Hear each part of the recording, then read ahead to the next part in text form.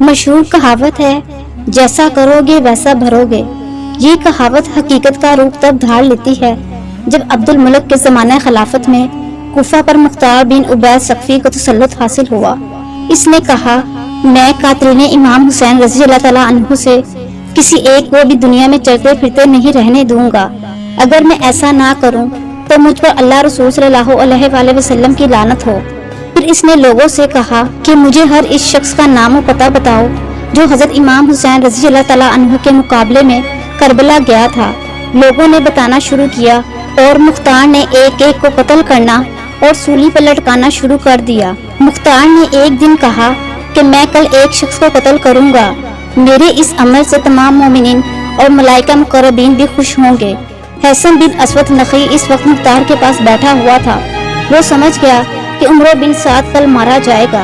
مکان پر آ کر اس نے اپنے بیٹے کو رات میں ابن سعد کے پاس بھیج کر اطلاع دی کہ تم اپنی حفاظت کا انتظام کرو، مختار تمہیں کل قتل کرنا چاہتا ہے۔ مگر مختار چونکہ اپنے دور کے ابتدائی زمانے میں ابن سعد سے نہایت ہی اخلاق کے ساتھ پیش آتا تھا، اس لیے اس نے کہا مختار مجھے قتل نہیں کرے گا۔ دوسرے دن صبح کو مختار نے ابن سعد کو بلانے کے لیے آدمی بھیجا۔ اس نے اپنے بیٹے حفظ کو بھیج دیا۔ مختار نے اس سے پوچھا تیرا باپ کہاں ہے؟ اس نے کہا وہ خلوت نشین ہو گیا ہے، اب گھر سے باہر نہیں نکلتا۔ مختار نے کہا اب وہ حکومت کہاں ہے جس کے لیے فرزند رسول صلی اللہ علیہ وآلہ وسلم کا خون بہایا تھا؟ اب کیوں اس سے دستبردار ہو کر گھر بیٹھا ہے؟ حضرت امام حسین رضی اللہ تعالیٰ عنہ کی شہادت کے دن وہ کیوں خانہ نشین نہیں ہوا تھا؟ مختار نے اپنے کوتوال ابو عمرہ کو بھیجا کہ ابن سعد کا سر کاٹ کر لے آئے۔ وہ ابن سعد کے پاس گیا اور اس کا سر کاٹ کر اپنی قبا کے دامن میں چھپا کر مختار کے پاس لایا اور اس کے سامنے رکھ دیا۔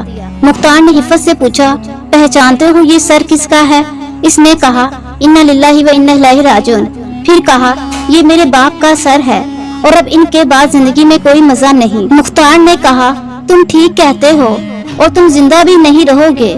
پھر اسے بھی قتل کرا دیا اور کہا باپ کا سر امام حسین رضی اللہ تعالیٰ عنہ کا بدلہ ہے اور بیٹے کا سر امام علی اکبر رضی اللہ تعالیٰ عنہ کا، اگرچہ وہ دونوں ان کے برابر نہیں ہو سکتے۔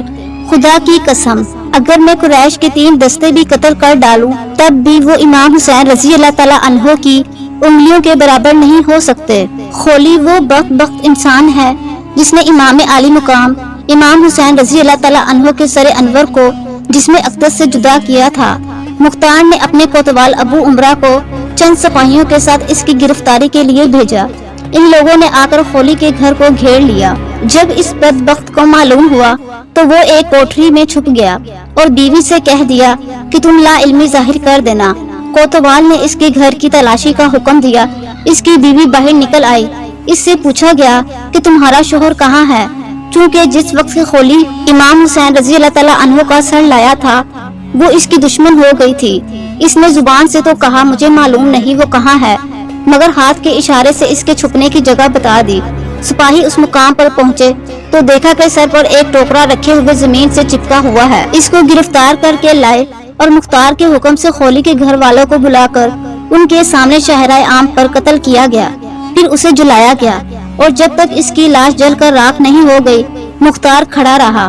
مسلم بن عبداللہ زیابی کا بیان ہے کہ جب حضرت امام حسین رضی اللہ تعالیٰ عنہ کے مقابلے میں کربلا جانے والوں کو پکڑ کر مختار قتل کرنے لگا تو ہم اور شمر ذل جوشن تیز رفتار گھوڑوں پر بیٹھ کر کوفہ سے بھاگ نکلے۔ مختار کے غلام زربی نے ہمارا پیچھا کیا۔ ہم نے اپنے گھوڑوں کو بہت تیزی سے دوڑایا لیکن زربی ہمارے قریب آ گیا۔ غلام نے پہنچتے ہی اس پر حملہ کر دیا۔ شمر نے اسے قتل کر دیا۔ زربی کو قتل کرنے کے بعد شمر فلتانیہ گاؤں میں پہنچا جو دریا کے کنارے واقع تھا۔ اس نے گاؤں کے ایک کسان کو بلا کر مارا پیٹا اور اسے مجبور کیا کہ میرا یہ خط موصب بن زبیر کے پاس پہنچاؤ۔ اس خط پر یہ لکھا تھا شمر ذل جوشن کی طرف سے امیر موصب بن زبیر کے نام کسان اس کے خط کو لے کر روانہ ہوا۔ راستے میں ایک بڑا گاؤں آباد تھا جہاں کوتوال ابو عمرہ چند سپاہیوں کے ہمراہ جنگی چوکی قائم کرنے کے لیے آیا تھا۔ یہ کسان اس گاؤں کے ایک کسان سے مل کر شمر نے جو اس کے ساتھ زیادتی کی تھی اس کو بیان کر رہا تھا کہ ایک سپاہی ان کے پاس سے گزرا۔ اس نے شمر کے خط اور اس کے پتے کو دیکھا، پوچھا کہ شمر کہاں ہے؟ اس نے بتا دیا۔ معلوم ہوا کہ 15 کلومیٹر کے فاصلے پر ہے۔ ابو عمرہ فوراً اپنے سپاہیوں کو لیے ہوئے شمر کی طرف چل پڑا۔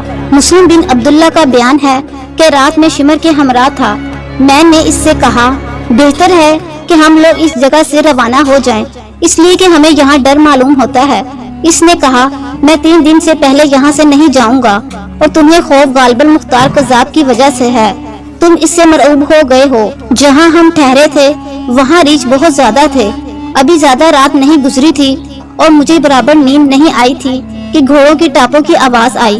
میں نے اپنے دل میں کہا ریچھ ہوں گے، مگر جب آواز تیز ہو گئی تو میں اٹھ کر بیٹھ گیا، اپنی آنکھوں کو ملنے لگا اور کہا یہ ریچھوں کی آواز ہرگز نہیں ہو سکتی۔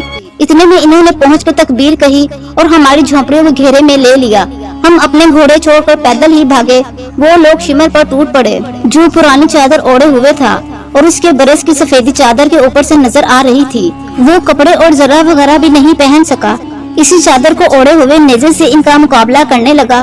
ابھی ہم تھوڑی ہی دور گئے تھے کہ تکبیر کی آواز کے بعد ہم نے سنا کہ اللہ نے خبیث کا خاتمہ کر دیا۔ پھر ان لوگوں نے اس کے سر کو کاٹ کر لاش کو کتوں کے لیے پھینک دیا۔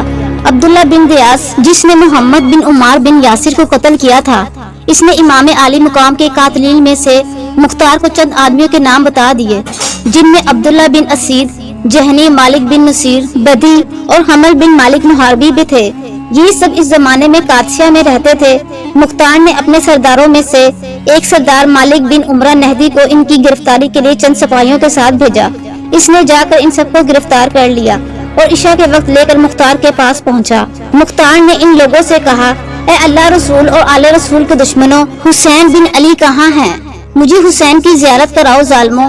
تم نے اس مقدس ذات کو قتل کیا جن پر نماز میں تمہیں درود بھیجنے کا حکم دیا گیا ہے۔ انہوں نے کہا اللہ آپ پر رحم کرے، ہمیں ان کے مقابلے میں زبردستی بھیجا گیا تھا، ہم جانے کے لیے راضی نہیں تھے، آپ ہم پر احسان کریں اور چھوڑ دیں۔ مختار نے کہا تم نے نواسہ رسول پر احسان نہیں کیا، ان پر تمہیں رحم نہیں آیا، تم نے انہیں اور ان کے بچوں کو پیاسا رکھا، پانی نہیں پینے دیا اور آج ہم سے احسان طلب کرتے ہو۔ پھر بدی سے کہا تم نے حضرت امام حسین رضی اللہ تعالیٰ عنہ کی ٹوپی اتاری تھی۔ عبداللہ بن کامل نے کہا جی ہاں، یہی وہ شخص ہے جس نے ان کی ٹوپی اتاری تھی۔ مختار نے حکم دیا دونوں ہاتھ پاؤں کاٹ کر اس کو چھوڑ دیا جائے تاکہ اسی طرح تڑپ تڑپ کر یہ مر جائے۔ چنانچہ اس کے حکم پر عمل کیا گیا۔ بدی کے ہاتھوں اور پیروں سے خون کا دھارا بہتا رہا یہاں تک کہ وہ مر گیا۔ اس کے بعد جہنی اور محاربی کو قتل کر دیا۔ حکیم بن طفیل تائی وہ بدنصیب انسان ہے کہ جس نے کربلا میں حضرت عباس علمدار کے لباس و اسلحہ پر قبضہ کیا تھا اور امام حسین رضی اللہ تعالیٰ عنہ کو تیر مارا تھا۔ مختار نے عبداللہ بن کامل کو اس کی گرفتاری کے لیے چند سپاہیوں کے ساتھ بھیجا۔ وہ پکڑ کر اسے مختار کی طرف چلا۔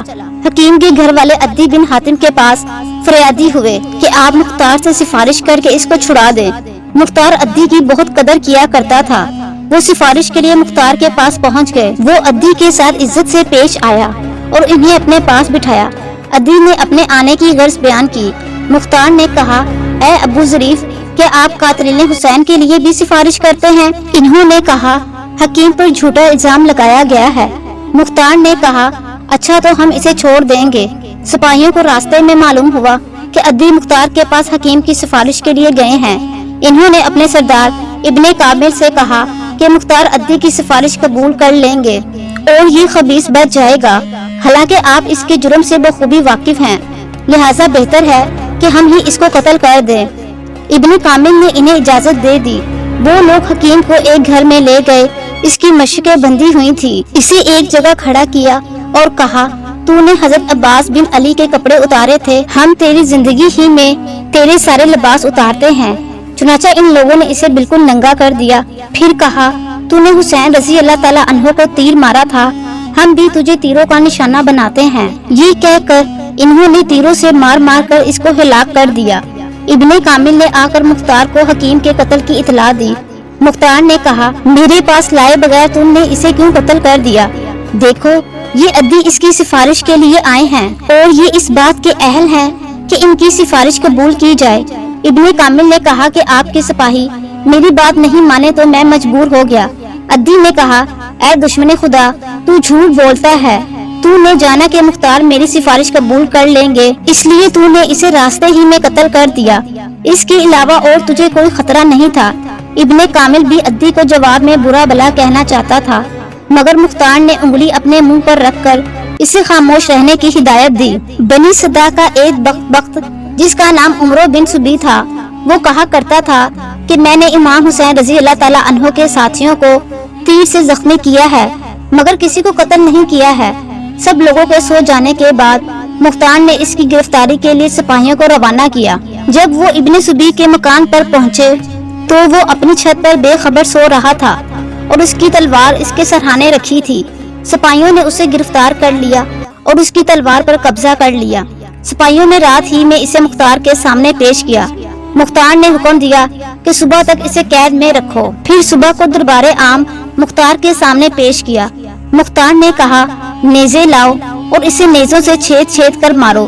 چنانچہ نیزوں سے مار مار کر اسے ہلاک کیا گیا۔ بنی جنب کا ایک شخص جس کا نام زید بن رکعت تھا، اس بدبخت نے حضرت عبداللہ بن مسلم بن عقیل کو تیر مارا تھا جو ان کی پیشانی میں لگا تھا، پھر ان کے پیٹ میں ایک تیر مارا جس سے وہ شہید ہو گئے۔ مختار نے عبداللہ بن کامل کو اس کی گرفتاری کے لیے روانہ کیا۔